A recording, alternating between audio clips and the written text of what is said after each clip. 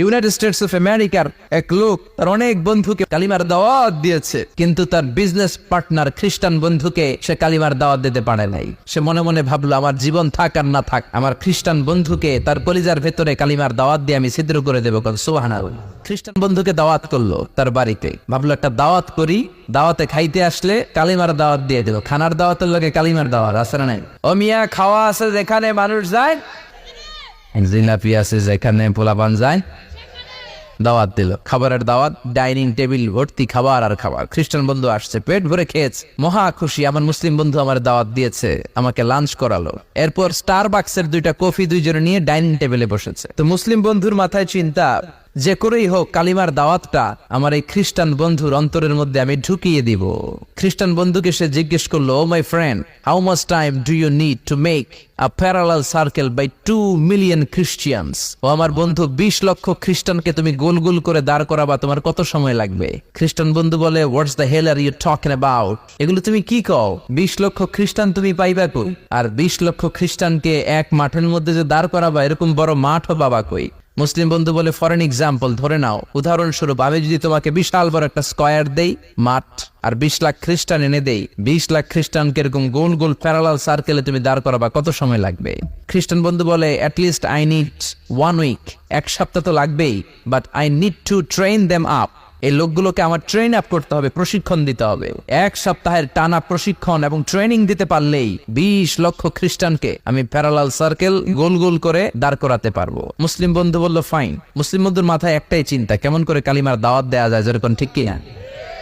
মুসলিম বন্ধু বলল, keep in your mind, they are not from the same countries man.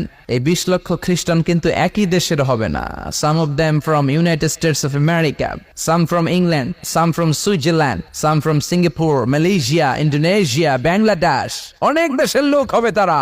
কত সময় লাগবে? খ্রিস্টান বন্ধু বলে, it's very tough for me. তাহলে তো এটা আমার জন্য খুব টাফ হয়ে যায়। I can't make it within a week. 1 সপ্তাহে এটা করা আমার পক্ষে সম্ভব। I need 2 weeks. আমার 2 সপ্তাহ লাগবে। কয় সপ্তাহ? 2 সপ্তাহ লাগবে। মুসলিম বন্ধু বলল, কিপ ইন ইউর মাইন্ড, এটা তোমার মাথায় রেখো, they are not from the same languages. এই 20 লক্ষ খ্রিস্টান কিন্তু একই ভাষাভাষীর নয়। তাদের কেউ কথা বলবে ইংরেজিতে, কেউ উর্দুতে, কেউ চাইনিজ, কেউ মান্দারিন, কেউ উর্দু, কেউ হিন্দি, কেউ সিন্ধি, কেউ বাংলা, কেউ টার্কিশ, কেউ মালায়া, কেউ সুহাইলি। এক একজন এক এক ভাষায় কথা বলবে, কত সময় লাগবে? খ্রিস্টান বন্ধু বলল, দ্যাট ইজ ভেরি টাফ, আরো কঠিন হয়ে যাবে। I need 3 weeks. কয় সপ্তাহ লাগবে?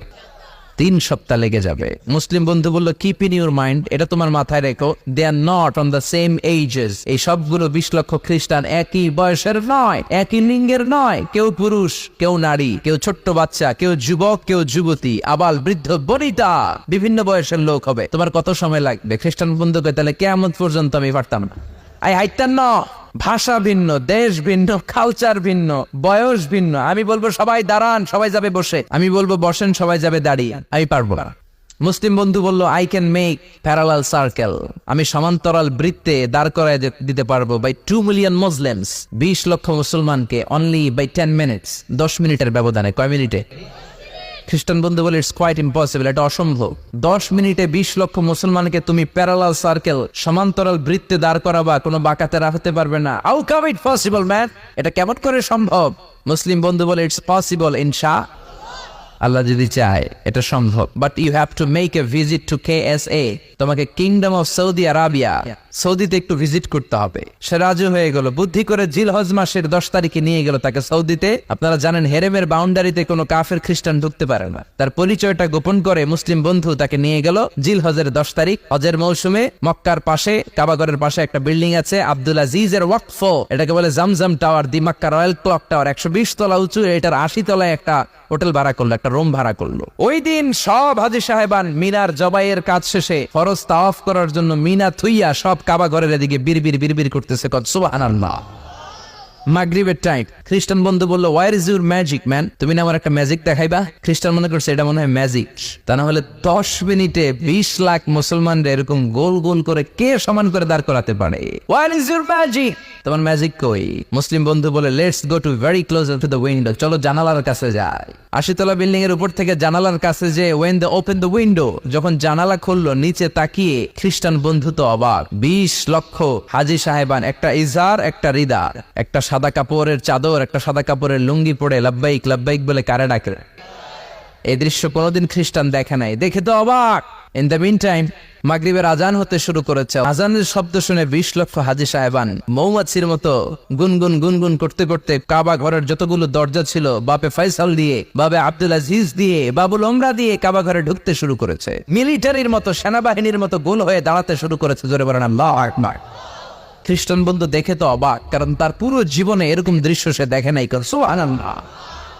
তার ঠিক 5-7 মিনিট পরে একামত হতে শুরু করেছে। একামত হওয়ার সাথে সাথে আর কোনো কথা নেই। কাবা ঘরের মাতাফ তাওয়াফের জায়গা প্যাকআপ, 3 তলা হেরেম শরীফ প্যাকআপ, হেরেম শরীফের বাইরে বিশাল ফাঁকা জায়গা প্যাকআপ, কবুতর চত্বর প্যাকআপ, শারে ইব্রাহিম আল খলিলি প্যাকআপ। 20 লক্ষ হাজি সাহেবান গোল হয়ে দাঁড়িয়ে গিয়েছে। কাবা ঘরের সবচেয়ে সুরেলা কণ্ঠের ইমাম শাইখ আব্দুর রহমান সুদাইস মাইক্রোফোন হাতে নিয়ে ঘোষণা দিচ্ছেন, ইস্তাকিমু ওয়া আতাদিলু ইয়ারহামুকুমুল্লাহ, সাওউ সুফুফাকুম ফাইন্না তাসওয়াতাস সুফুফ মিন তামামিস সালাহ। Please make the line straight and attach your legs and shoulders and perform the salah as if it's our last and final prayer. কাতার বন্দী হয়ে যান, পায়ের সাথে পা লাগান, কাঁধের সাথে কাঁধ লাগান। 20 লক্ষ হাজি সাহেবান দাঁড়িয়ে গিয়েছে। উনি নামাজ শুরু করেছেন, আল্লাহু আকবার, আলহামদুলিল্লাহি রাব্বিল আলামিন আর রহমানির রহিম مالك يوم الدين إياك نعبد وإياك نستعين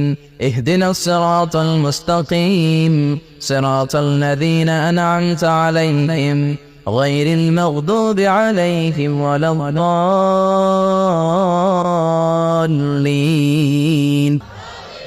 সূরা ফাতিহা বললেন, ফাতিহার সাথে আরেকটা সূরা মেলালেন, আল্লাহু আকবার। রুকুতে গেলেন, রুকু থেকে দাঁড়ালেন, আল্লাহু আকবার বলে আবার সিজদায় গেলেন।